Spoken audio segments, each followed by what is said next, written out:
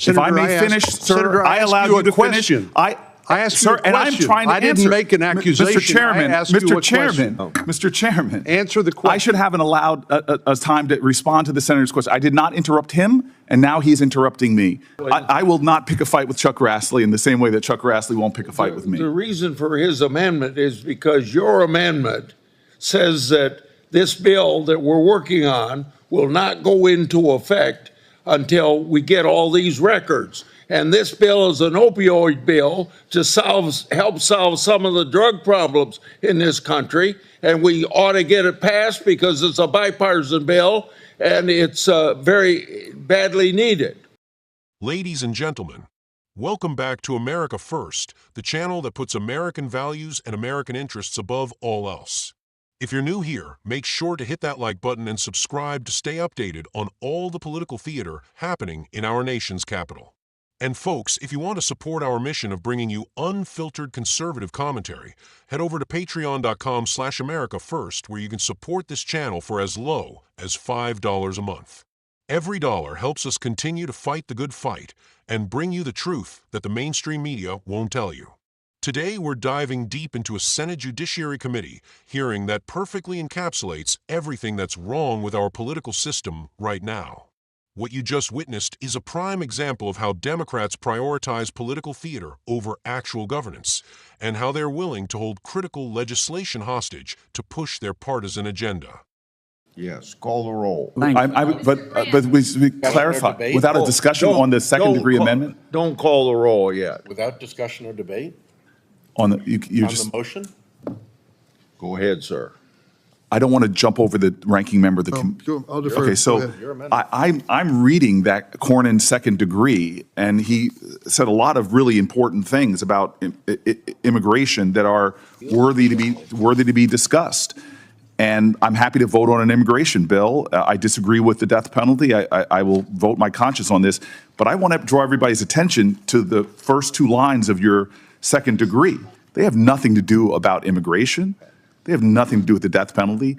I've never seen this before. His first two lines is not to bring up this important issue that should be discussed, debated. Your first two lines are to strike my amendment in its entirety. So what we have right here is hidden behind real issues on immigration is really just trying to not vote on the important points that we brought up about transparency and accountability on the Jeffrey Epstein files. This is not an amendment to my amendment.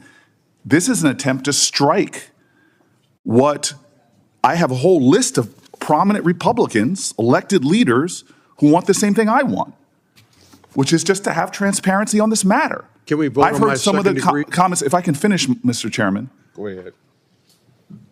I have heard public statements by my Senate colleagues on both sides of the aisle. I've heard comments from Republicans on the House side and Democrats on the House side that we want transparency and accountability on a matter of public safety. Senator Cornyn said that Jeffrey Epstein's dead yet, but his victims are not. There are women who have horrific stories of vile violence that was committed against them. We have Pam Bondi, our Attorney General, who said that there is evidence, truckloads of it, as to these crimes, potential co-conspirators, potential others involved. How can we not want to just know what happened? Why are we trying to simply turn away from the highest law enforcement officers in the land, from our FBI director to our attorney general, who spoke towards crimes committed and others involved in those crimes? Why are we considering an amendment that is hiding behind real immigration issues, but real intent is to strike a simple request for transparency, for accountability, that Republican voices all across the spectrum have been demanding from this president and this attorney general? So if Senator Cornyn is going to offer an amendment, I'm going to offer a third degree that simply strikes his first two lines. I'll vote on your immigration stuff that you so strongly stated there was the importance of this, but you hid the fact that you put here the real intention of your amendment. It has nothing to do with immigration. It says it right here in the first two lines. The real effort was just to not have accountability and transparency. What are you afraid of? Mr. Chairman, may I respond? Yeah, you may respond. I trust the Senate-confirmed Attorney General of the United States to make the proper legal analysis to determine what of the Jeffrey Epstein files can be released. He was confirmed by the United States Senate as Chief Law Enforcement Officer of the United States. I trust her to make the right legal determination. But I would ask my colleague from New Jersey, you claim you care about the victims. Do you care about Tammy Nobles? Do you care about Marie Vega, the angel moms who lost their loved ones, their children, to the acts of an illegal alien who never should have been here in the first place? Do you care about them? Can I respond to the senator's question? Sir, I've known you for 14 years. You and I both care about victims of crime. And to suggest otherwise is stunning to me. Senator, if I may finish, sir, Senator, I allow you to finish. I asked sir, you a question. And I'm trying to I didn't answer. make an accusation. Mr. Chairman, I asked you a question. Mr. Chairman, Answer the question. I should have allowed a time to respond to the senator's question. I did not interrupt him, and now he's interrupting me. Please It is proceed. another violation of the decorum of this place. Go ahead, Senator Booker. Senator Cornyn, both you and I have spent our lives. I know your record. I know your history. I know what you've done. I would never, ever question whether you care about the victims of a heinous crime. Mr. Chairman, please help me. You ask me if I care? Absolutely. Thank you. No, I'm not finished yet. Well, thank you for answering the question. Well, I'm going to answer the question in full. You are not sincere. Let me explain. Sir, he has put an amendment in Would you allow trying me, to use the horrific nature Would you of allow me as sponsor of this bill to Sir, explain? I will not pick a fight with Chuck Grassley in the same way that Chuck Grassley won't pick a fight with me. The reason for his amendment is because your amendment says that this bill that we're working on will not go into effect until we get all these records. And this bill is an opioid bill to help solve some of the drug problems in this country. And we ought to get it passed because it's a bipartisan bill and it's very badly needed. Sir, may I respond? Yes. So I said at the top of my comments, my frustrations, we've said it to your staff, we've said it to others, that when funds like this have been made available so far in the first 6 months, they're clawing back funds from my state. And that's unfair, and I would like to deal with those. We could deal with them. And given that, I am sticking to an amendment that is not controversial. Okay. I know it's not controversial, sir, because I've seen polling literally on Republican channels that the overwhelming majority of Republicans and Democrats want transparency and accountability. That the overwhelming majority of Americans has seen that one of these two things is lies. Is there truckloads full of evidence as to victims of crime not having justice? Have we been lied to? Who are we trying to protect? What are they trying to hide? This is not controversial. We have Republican leaders in Congress calling for the same thing that this amendment calls for. And so for a second degree to be offered to mine, where you're using horrific crimes to hide the real intention of this, if this amendment is so important, just strike the first two lines that strikes my entire amendment.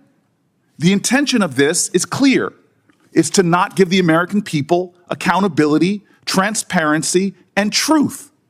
That's what we as the Judiciary Committee should be seeking. So I offer a third degree amendment, preserving every noble thing that the senator from Texas said he wanted. You can't offer a third degree amendment. I can't offer a third degree. Then I ask that we strike the true intention of his amendment, the first two lines, At this stage, you can't offer a third-degree amendment. If there's some way for you to do that, I don't know what it Yeah, is. may I respond? Yes. Briefly? Then we'll I'm- have a roll call vote, because I know you folks want to get votes on your amendment. I asked you to withdraw them, and you aren't withdrawing them, so Well, I go just ahead want to and ask a question, Mr. Chairman. In your opinion, with the addition of these amendments to the underlying bipartisan bill jeopardize our ability to pass this underlying bill, anti-opioid bill, out of committee and across the Senate floor and get it enacted into law? Would these amendments jeopardize that? I see them jeopardized in ways even beyond what you said. So, Because if we pass the legislation with this stuff on, it wouldn't go into effect anyway. Who knows how far down the road? When the president signs the bill, I want it to be effective. that's what I thought, and I appreciate your answering the question. I think the debate that Senator Booker and I have is not something that's going to be resolved today. And so it will continue. So I think regardless of how we act on the underlying bill, that debate will continue, and neither he nor I are giving anything up in terms of our ability to continue to debate this topic. But I'm willing to withdraw my amendment if Senator Booker's willing to withdraw his amendment in the interest of passing this bipartisan anti-opioid bill out of the committee and through the Senate and seeing it enacted into law, and hopefully saving some lives in the process. Senator Booker. Mr. Grassley, sir, I have asked for someone to address my New Jersey concerns for months now. There was an incident in which you got a special carve out for your state when they froze funds, but I have got no justice for New Jersey. So if you want to postpone this and address my New Jersey concerns about the resources we are not getting, and I know you would do that with me in good faith, I would be happy in our next meeting, but right now I am sticking with my amendment. It'd be faster to address your concerns for New Jersey if you'd asked me to help you with the administration to get something done so you can get your money. Sir, I've got no, I'm not from you. Then if you do it through the legislative process, tell me that. Let me make a conversation with the White House on your issue.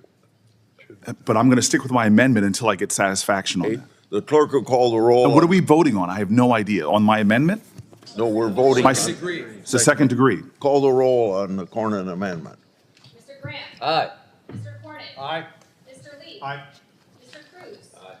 Mr. Hawley. Aye. Mr. Let me break down what really happened here, because the mainstream media certainly won't give you the full picture. Senator Cory Booker from New Jersey decided to attach an amendment about releasing Jeffrey Epstein files to an anti-opioid bill. Now, on the surface, transparency sounds good, right? But let's dig deeper into what's really going on here. First, let's talk about the Epstein situation. Look, I'm not defending Jeffrey Epstein. The man was a monster, and anyone who participated in his crimes should face justice. But here's the thing that Booker and his progressive allies don't want you to understand. We already have legal processes in place for handling sensitive criminal investigations. We have an attorney general who was confirmed by the Senate, and we have FBI protocols for releasing information that won't compromise ongoing investigations or violate victims' privacy rights. What Booker is doing here isn't about justice for victims. It's about creating a political spectacle. He's trying to force the release of documents that could potentially harm ongoing investigations, compromise victim privacy, or even interfere with prosecutions that might still be happening. This is exactly the kind of grandstanding that puts politics before public safety. Senator Cornyn from Texas, a true conservative leader, saw right through this charade. When he offered his amendment, he wasn't trying to hide anything. He was trying to preserve the integrity of our legal system while also addressing real, immediate threats to American lives. His amendment included provisions about immigration enforcement and the death penalty for the most heinous crimes. These are serious policy issues that deserve serious consideration, not political games. And let's talk about those immigration provisions that Cornyn mentioned. He brought up Tammy Nobles and Vega, angel moms who lost their children to illegal alien criminals. These are real victims, folks. These are American families destroyed by our broken immigration system. While Booker is grandstanding about document releases, these families are still waiting for justice. They're still waiting for our government to take border security seriously. This is where we see the fundamental difference between conservative and liberal priorities. Conservatives like Cornyn focus on protecting American lives right now, today. We want to secure our borders, we want to enforce our immigration laws, and we want to make sure that violent criminals face appropriate punishment. Liberals like Booker are more interested in political theater and fishing expeditions that might generate headlines but don't actually solve problems. The exchange between Booker and Cornyn really revealed the true character of both senators. When Cornyn asked Booker if he cared about the angel moms, about American victims of illegal alien crime, Booker got defensive and accused Cornyn of being insincere. But here's the thing, actions speak louder than words. Cornyn has consistently fought for border security, for immigration enforcement, and for justice for American victims. Booker has consistently opposed these efforts. Now let's address the elephant in the room, the underlying bill that this whole circus was attached to. This was an anti-opioid bill, bipartisan legislation designed to help combat the drug crisis that's killing Americans every day. This should have been a straightforward vote. This should have been something that every senator could support because it's about saving American lives. But instead of focusing on this critical issue, instead of working together to address a crisis that affects red states and blue states alike, Booker decided to turn it into a political weapon. He held up legislation that could save lives just to score political points. This is exactly what's wrong with Washington today. And let's be clear about something else. Booker's claims about bipartisan support for his amendment are misleading at best. Yes, people want transparency in government. Yes, people have questions about the Epstein case. But that doesn't mean they support reckless document dumps that could compromise investigations or violate victims' privacy. There's a difference between accountability and political grandstanding. The way our legal system works, and the way it should work, is that law enforcement professionals make decisions about what information can be safely released and when. We don't let politicians grandstand their way into forcing the release of sensitive law enforcement materials. That's not how justice works, and it's not how we protect victims or ensure successful prosecutions.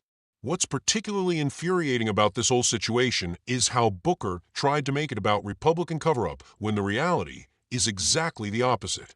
Republicans aren't trying to hide anything. We're trying to preserve the integrity of our legal system. We're trying to ensure that justice is done properly, not turned into a political circus. And let's talk about Booker's complaints about New Jersey not getting federal funds. This is classic liberal politics right here. Instead of working through proper channels, instead of engaging in good faith negotiations, he holds up critical legislation and throws a tantrum. Chairman Grassley, showing the kind of leadership we need more of in Washington, offered to help Booker work with the administration to resolve his state's funding issues. But that wasn't good enough for Booker. He wanted his political theater more than he wanted solutions. This perfectly illustrates the difference between conservative governance and liberal obstruction.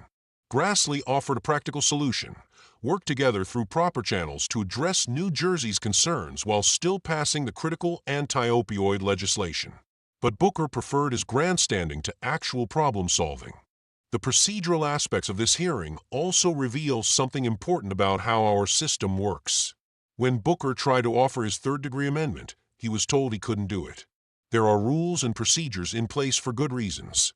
These aren't arbitrary restrictions. They're designed to ensure orderly governance and prevent exactly the kind of chaos that Booker was trying to create. But instead of respecting these procedures, instead of working within the system, Booker kept pushing. He kept trying to find ways around the rules to get his political theater. This is emblematic of how the modern Democratic Party approaches governance. Rules are obstacles to be overcome, not frameworks for effective government. Now, I want to address something that might concern some viewers. Some of you might be thinking, but don't we want transparency about Epstein? And the answer is yes, we do want appropriate transparency. But we want it done right. We want it done in a way that doesn't compromise investigations, doesn't violate victims' privacy, and doesn't turn serious criminal matters into political footballs. The reality is that there are already mechanisms in place for this kind of transparency. We have Freedom of Information Act processes. We have congressional oversight powers. We have inspector generals and other accountability measures. What we don't need is grandstanding senators demanding immediate release of potentially sensitive materials just to generate headlines. And let's be honest about something else. If there were evidence of wrongdoing by prominent Republicans in these files, do you really think the current Justice Department would be covering it up? Do you really think that an administration that's shown no hesitation in going after political opponents would suddenly develop a conscience about protecting Republicans? Of course not. The idea that there's some grand cover-up happening is just conspiracy thinking designed to generate outrage and political donations. What we're seeing here is a pattern that's become all too familiar in American politics.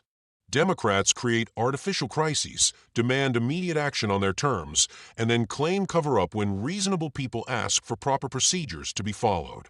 It's political theater designed to generate headlines and fundraising opportunities, not to actually solve problems or deliver justice. The opioid crisis, meanwhile, continues to ravage American communities. While Booker was grandstanding about document releases, Americans were dying from fentanyl overdoses. While he was playing politics, families were being destroyed by addiction. This is what happens when politicians prioritize political theater over actual governance. And let's talk about the immigration angle that Cornyn raised, because this is incredibly important. The angel moms that he mentioned aren't political props. They're real American mothers who lost their children to preventable crimes. When we fail to secure our borders, when we fail to enforce our immigration laws, real Americans pay the price. Their stories deserve to be heard, and their demands for justice deserve to be taken seriously. But instead of addressing these real concerns, instead of working on real solutions to protect American lives, we get political theater about document releases. We get grandstanding about transparency while ignoring the immediate, present-day threats to American safety and security. This is why so many Americans are fed up with Washington. This is why people are demanding change. We send representatives to Congress to solve problems, not to create new ones for political advantage. We send them there to protect American interests, not to engage in endless investigations and document fishing expeditions. The fact that Booker was willing to hold up anti-opioid legislation that could save American lives, just to push his political agenda tells you everything you need to know about his priorities. American lives take a back seat to political grandstanding. Real solutions take a back seat to conspiracy theories and document demands. And at the end of the day, what did all this accomplish? Nothing positive. The anti-opioid bill was delayed. Political tensions were increased. Trust in our institutions was further eroded. And Americans who were struggling with addiction, Americans who need help, were forced to wait longer for potential relief. This is the cost of political theater. This is what happens when politicians prioritize headlines over governance. Real people suffer while politicians play games. As we wrap up today's analysis, I want you to remember what you witnessed here. This wasn't about transparency or accountability or justice for victims. This was about political theater, pure and simple. This was about a Democratic senator trying to generate headlines and political advantage at the expense of effective governance. The real victims here aren't just the families waiting for anti-opioid legislation. They're the American people who deserve better from their elected officials. They deserve representatives who focus on solving problems, not creating them. They deserve senators who put American interests first, not political theater first. This is exactly why we need more America First conservatives in positions of power. We need people who will focus on real solutions to real problems. We need people who will secure our borders, protect our communities, and govern effectively rather than engaging in endless political circuses. So as you watch the news coverage of this hearing, as you see how the mainstream media spins this story, remember what you actually witnessed here. Remember that behind all the political theater, there are real issues that need real solutions. Remember that while politicians play games, Americans are suffering and dying. That's why this channel exists. That's why we bring you unfiltered analysis of what's really happening in Washington. Because you deserve the truth, not political spin. You deserve to understand what your representatives are really doing with the power you've given them. If you found this analysis helpful, make sure to hit that like button and subscribe for more content like this. And remember, you can support our mission by visiting patreon.com/AmericaFirst for as low as $5 a month. Your support helps us continue bringing you the truth that the mainstream media won't tell you. Thanks for watching America First, and remember, America's interests come first always.